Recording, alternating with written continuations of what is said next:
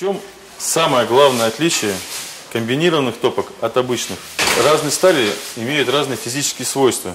Так, нержавейка, она имеет очень высокую температуру окалинообразования, то есть она не прогорает в принципе, потому что эта температура, как правило, выше, чем температура горения дров.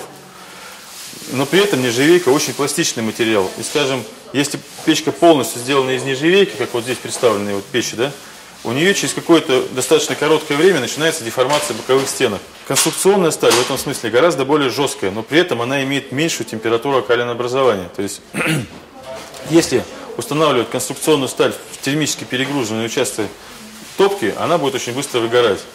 В нашем случае мы получили комбинированный вариант. То есть боковые стенки, которые с пламенем контачат по касательной, то есть они напрямую с ним никак не ударяются, да, сделаны из конструкционной стали, вернее даже не конструкционной, а котловой стали 0,9 Г2С. Эта сталь имеет повышенную жесткость и имеет немножечко легирующих элементов, то есть она не совсем черная. Но по сути это конструкционная сталь. Ну а то, что, как я уже говорил, может прогореть, у нас сделано из нержавейки.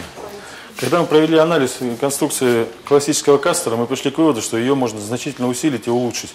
Мы взяли с сайта кастера разрез печи кастер. Здесь хорошо видно, в каком месте происходит горение.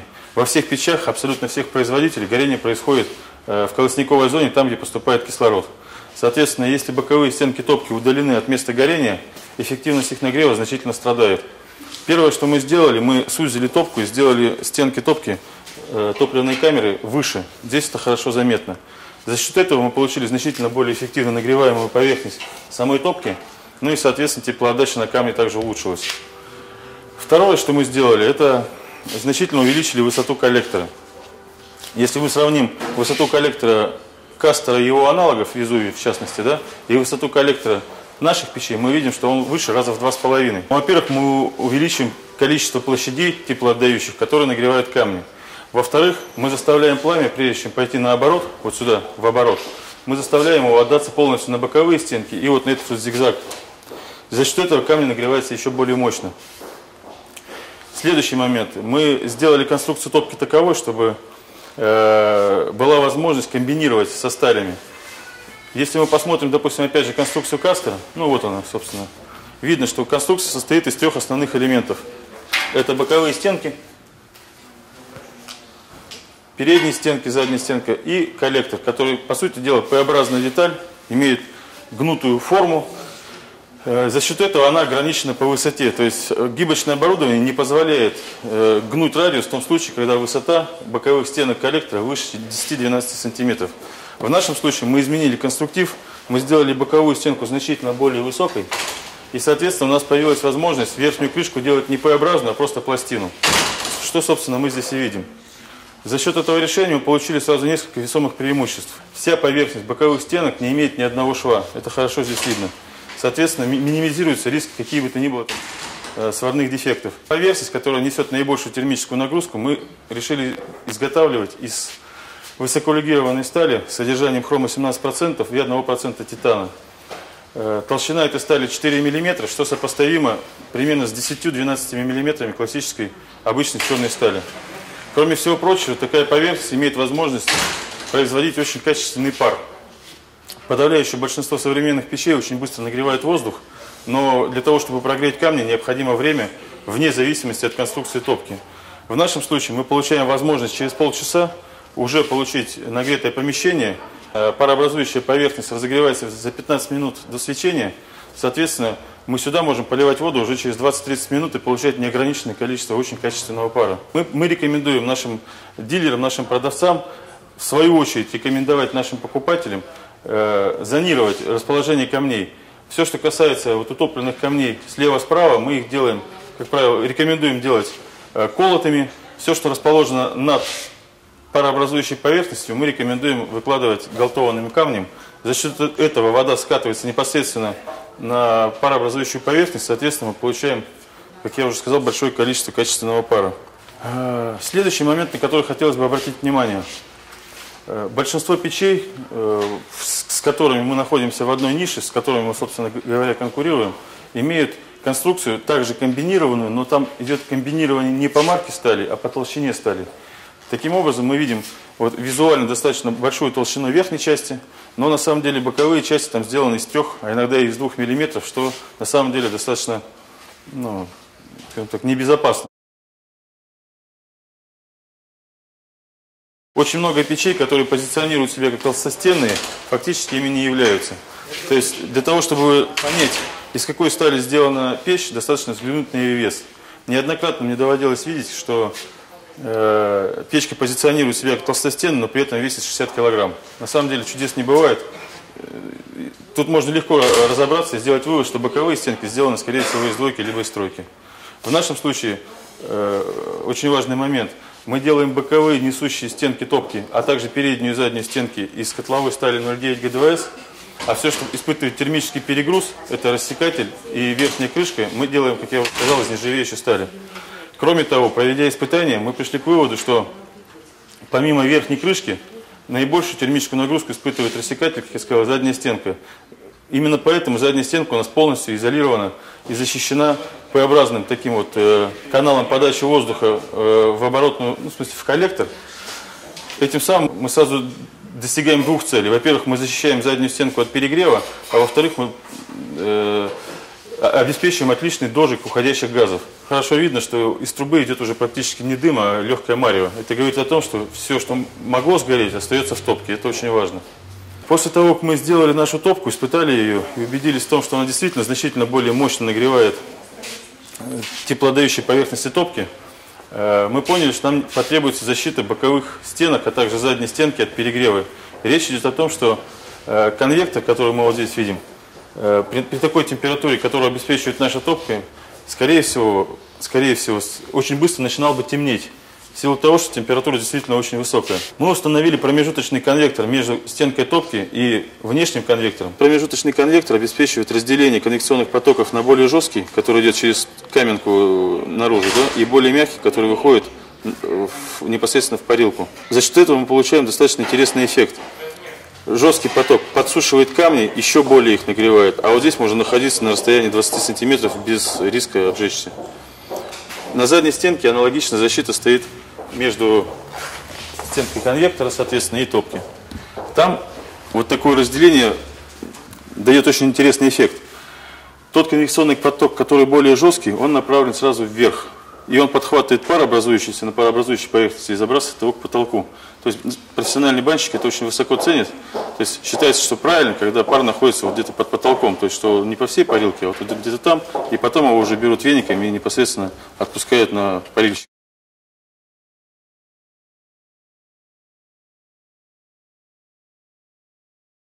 Получить по-настоящему легкий пар в современных каменках достаточно проблематично. Необходимо топить много часов. И желательно, чтобы каменка была закрытая. Это необходимо для того, чтобы добиться температуры камней порядка 500 и более градусов. В старину, чтобы получить такую температуру камней, топили печку целый день. По черному, как правило, камни светились, после этого только шли в баню и получали пар с раскаленных до свечения камней. В современных каменках добиться этого практически нереально. Но есть возможность получения пара с нержавеющих поверхностей, которые, естественно, разогреваются значительно быстрее, чем камень, и которые при испарении воды не добавляют никаких примесей в воздух. Когда мы разрабатывали нашу печку, и когда у нас появилась возможность скомбинировать топку, как я уже сказал, мы сделали верхнюю пластину из нержавейки, причем из нержавейки, которая содержит не 13, как у всех хрома, а 17% хрома. Она светится через 20-30 минут после уже затапливания. Температура самой поверхности превышает 700 градусов. То есть вода, которая попадает вот на эту часть, она мгновенно расщепляется на мелкую фракцию и испаряется, выходя через камни, в пар, который практически не видим глазу. Вот такой пар как раз называется легким. Как я уже сказал, задняя стенка у нас защищена каналом подачи воздуха в коллектор. Если посмотреть у аналогов, и у Кастера, и у Везувия, и у Кирасира, там вырисовывается очень интересная особенность. Фактически там защита идет вот на уровне горения от пламени, ну, может быть, чуть-чуть повыше. Но, как правило, где-то вот максимум 15-20 сантиметров от колосника. На мой взгляд, это такое лукавство, потому что основная температура происходит в зоне поворота пламени, то есть вот в верхней части задней стенки, где пламя ударяется и начинает идти наоборот. Это раз. Второе. Естественно, через такой канал подачи воздух сюда не попадает. Он остается вот здесь. И дожигание происходит не в коллекторе, а вот в зоне, по сути дела, топливной. Мы решили все-таки эту ситуацию исправить, и мы сделали вот этот канал подачи на всю высоту задней стенки. За счет этого, ну, как я уже сказал, здесь происходит эффективный дожиг, а задняя стенка не испытывает никаких перегрузов. Хотелось бы еще обратить внимание на нашу дверку. Она вроде бы такая очень простая с одной стороны, с другой стороны она очень эффектно смотрится при эксплуатации печи. У меня у самого стоит такая печь, и в момент, когда происходит горение, логотип вместе со стеклом, ну, очень красиво смотрится. Вот это наверняка ценят женщины в первую очередь, потому что, ну, вот у меня все гости, которые приходят, говорят, ну, здорово, классно. А эстетика в наши дни – это достаточно важный фактор. Если посмотреть под дверку, мы видим специальное оборудование, воздухоподающие щели. Печка очень мощная.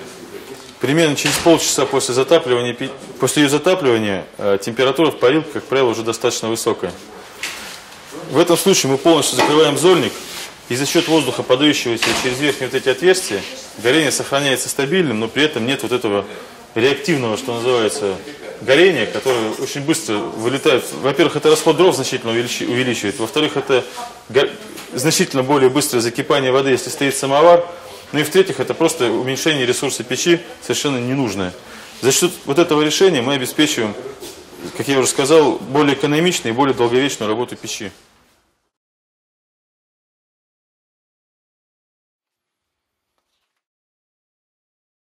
После того, как мы сделали обычные печки, к нам сразу же посыпались предложения от наших партнеров сделать сетку. Мы решили, что нашу топку можно действительно очень хорошо использовать для производства сеток именно в силу того, что у нее есть конструктивные особенности, которые позволяют делать качество получаемого микроклимата лучше, чем, допустим, у обычных сеток. Я постараюсь это объяснить, ну, как бы достаточно аргументированно. Вот мы видим классическую сетку. Вот такие сетки, ну, в том или ином виде делают практически все производители печей. В чем слабые места этих сеток? Камни, которые полностью закладываются в сетку, они прилегают непосредственно к топке и, соответственно, убивают конвекционные потоки. То есть конвекционных потоков в таких печей практически не остается. Из-за этого время нагрева помещения увеличивается там, с часа до 3, а иногда до 4. Камни, которые со всех сторон вентилируются в сетке, они не могут нагреться до достаточно хороших температур, соответственно, пар, получаемых с таких камней, не очень высокого качества. Возможно, где-то внутри камни греются хорошо, но, как правило, люди льют воду на те камни, которые снаружи, соответственно, которые вентилируются. Что мы сделали в нашей конструкции сетки? Мы сохранили конвекционное сечение для того, чтобы обеспечить высокую динамику нагрева воздуха. Здесь мы видим, что передний и задний конвектор, задняя стенка у нас имеет сохраненный конвектор. За счет этого время нагрева помещения от 0 до 100 градусов составляет не более часа, от часа 20. Это очень высокая динамика для печей сеток. Кроме того, изначально в конструкции у нас, если посмотреть площадь теплоотдающих поверхностей, вот это классическая сетка. Я ничего плохого о ней не говорю, но просто вы сами видите. Вот ее площадь теплоотдающих поверхностей. Вот площадь теплоотдающих поверхностей наших печей. Соответственно, чем больше эти площади, тем более качественно прогревается камень.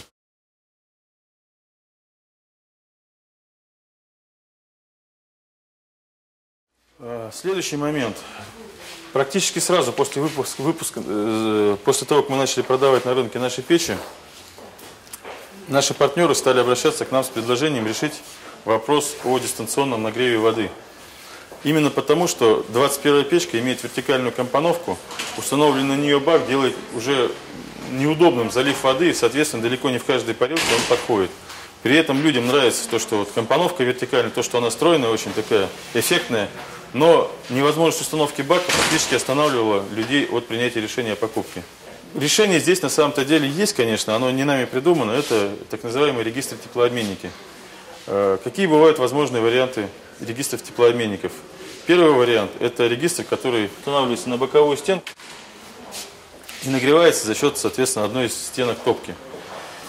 Этот вариант нагрева воды, на мой взгляд, наименее эффективен и наиболее проблематичен, потому что, во-первых, он отключает одну из стенок из конвекционной мощности печи, во-вторых, из-за высокой разницы температур в регистре теплообменники на боковой стенке происходит очень мощная деформация этой самой боковой стенки. Как правило, ее вдувает внутрь топки, и таким образом мы получаем значительное сокращение поверхности, соприкасающихся с регистром, соответственно, скорость нагрева воды в этом случае значительно падает, и время для нагрева бака воды увеличивается до нескольких часов. Особенно эта проблема актуальна, когда регистр устанавливается на нержавеющей печи. Именно потому, что нержавейка гораздо более пластичный металл, чем конструкционная сталь. Соответственно, вот эти деформации значительно более выражены. И время нагрева, как я уже сказал, воды увеличивается в разы. В некоторых случаях нагрев вообще не происходит. Второй вариант, на мой взгляд, самый оптимальный, это универсальный регистр теплообменник, который устанавливается непосредственно на основании дымохода. Производят его очень многие. В чем его преимущество, так вот, на мой взгляд?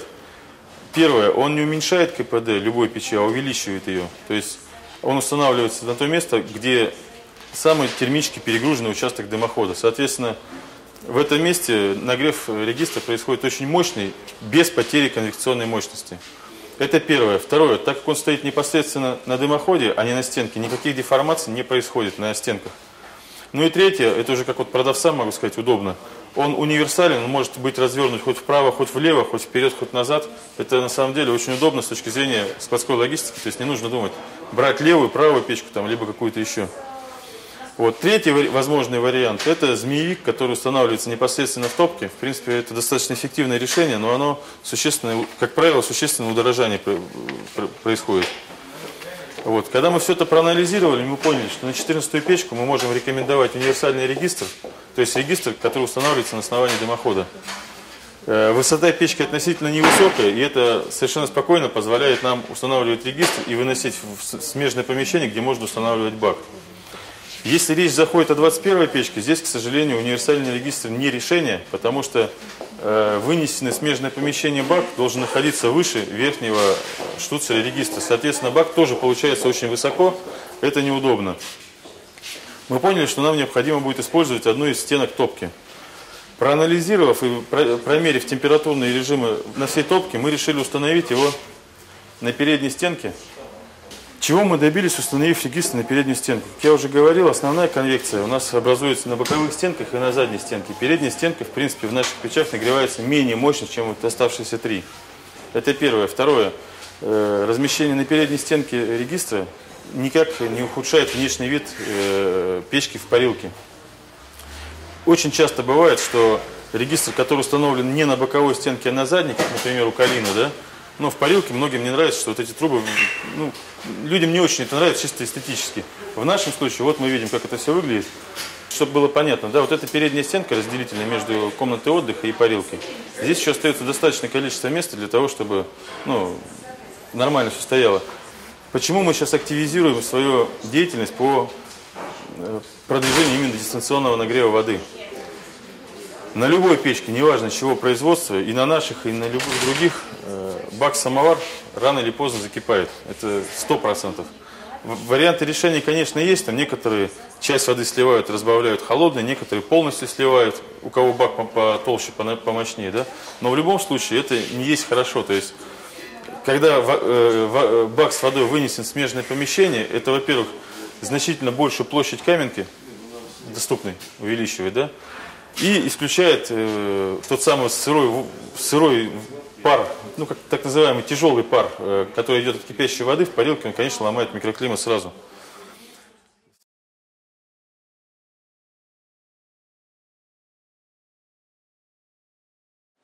Следующий момент. Уже в этом году мы запустили первые печи отопительные. Первая печь называется «Сибирячка». Печи получились очень эффективные, очень мощные и очень надежные, опять же. За базу конструкции сибирячек мы взяли уже испытанную конструкцию печи костер, то есть мы сделали узкую топку, но для того, чтобы была возможность в дальнейшем сделать модификацию с казаном, мы существенно расширили верхнюю часть, то есть получился такой как бы гриб. За счет этого верхняя варочная поверхность, она очень эффективно нагревается и, соответственно, нагревается настолько хорошо, что мы, проводя испытания, поставили 4 двухлитровые кастрюли на эту поверхность, они закипели в одно и то же время. То есть это говорит о очень равномерном и очень мощном нагреве. На сегодняшний день существуют модификации 120 и 170, соответственно, до 120 кубических метров и до 170. В самое ближайшее время появятся модификации 120 и 170 с установкой казана, то есть с чугунными кольцами, то есть съемными, которые можно убирать и ставить казан. Вот. И к следующему году мы еще добавим ассортимент отопительных печей. Ну, в общем-то, вот по развитию ассортимента я все рассказал. Хотелось бы остановиться сейчас на таком понятии, как минимальная и оптимальная ассортиментная линейка. Минимальный ассортимент – это то, что необходимо выставить, чтобы у человека была возможность понять, что он покупать будет. Ну, предположим, там стоит вот такая печка, и на ней висит несколько ценников сразу. То есть вот стоит базовый вот это вот костер 14, потом идет костер 14С, костер 14К, костер 14КС. И человек говорит: а что такое С? Ему говорят: это вот такая же печка по размерам, но вот с такой отделкой. И вот с таким коротким топливным каналом. Понимаете? То есть получается, что печка-то стоит одна, опять же, да, у человека выбор, как бы, ну, он понимает, он глазами видит, в чем отличие. Конечно, когда представленность широкая, это производит лучшее впечатление, чем когда она узкая.